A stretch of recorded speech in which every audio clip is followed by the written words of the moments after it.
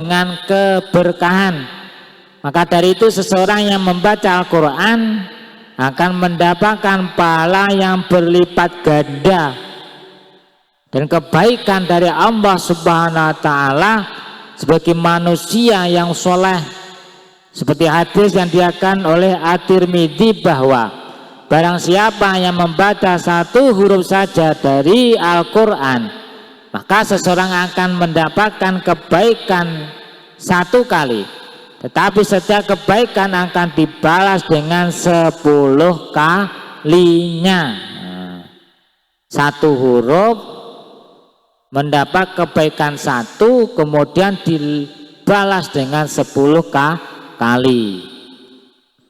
Itu manfaat membaca Al-Quran. Yang nomor 10, akan memperoleh rahmat Allah dan dijaga oleh malaikat.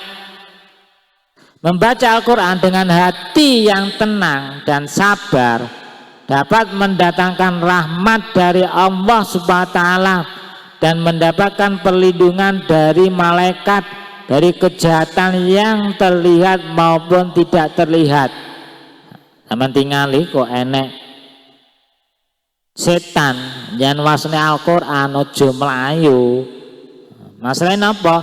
Nek jenengan niku mau Al-Quran maka dijaga oleh Allah dari godaan kejahatan baik yang terlihat maupun yang tidak terlihat, dijaga oleh Allah lewat para malaikat. Seperti hadis yang menyatakan ketika para kaum muslim berkumpul di masjid-masjid Allah dan mereka membaca Al-Quran dan mempelajarinya, maka akan datang kepada mereka ketentraman, rahmat Allah dan dilindungi oleh malaikat-malaikat, dan Allah menyebut mereka di hadapan makhluk yang ada di dekatnya.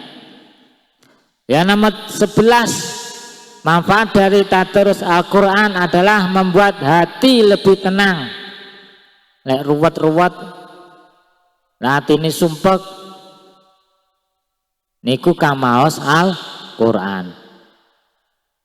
Ala bidzikrillahi tatmainnul qulub. Ketahuilah bahasanya dengan zikir kepada Allah, membaca ayat-ayat Allah, itu hati menjadi lebih tenang.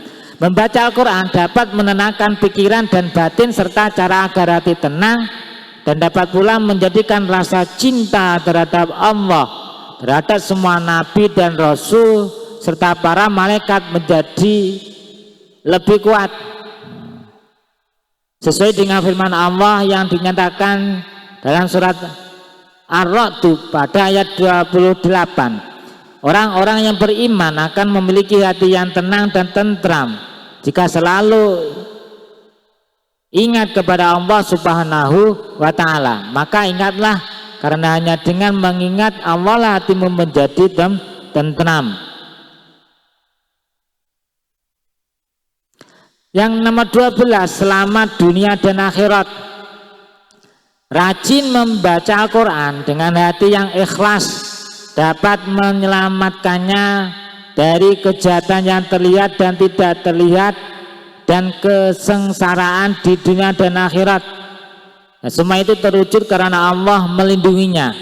Rasulullah bersabda, ibadah yang paling berkah dan istimewa adalah membaca dan mempelajari Al-Quran serta mengamalkannya dalam kehidupan sehari-hari. Bahkan pada setiap satu ayatnya telah dibaca, yang mana yang telah dibaca itu mengandung 10 kebaikan dan ajaran kebenaran di dalamnya. Manfaat yang nomor 13 dari membaca Al-Quran adalah sebagai penyembuh penyakit.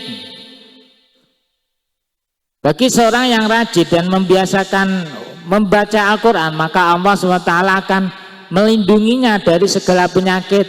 Pokoknya lek jenengan niku membiasakan membaca Al-Quran, jarang loro. Dan loh, masalah ini Rasulullah telah bersabda, hendaknya kamu menggunakan jenis obat-obatan seperti madu dan membaca Al-Quran. Jadi obat kuwi ora kok jenis herbal, pil-pil niku boten saged ugi obat niku yaitu membaca Al-Qur'an. Membaca Al-Qur'an itu juga bisa menjadi obat. Sampeyan jajal sampeyan ya. Lek loro untu ngoten nika wis diwaosne ala ya'lamu man khalaq wa huwal latiful khabir. Biasane ijazah guru-guru ngoten niku diwaca falak binas ngoten nika kulhu on iki kathah ijazah niku nggih saged damel tamba penyakit kadang lara weteng ngoten nika wayas wisudura min mukminin. Dan nomor 14 yang terakhir, manfaat dari membaca Al-Qur'an itu bisa menyembuhkan penyakit hati.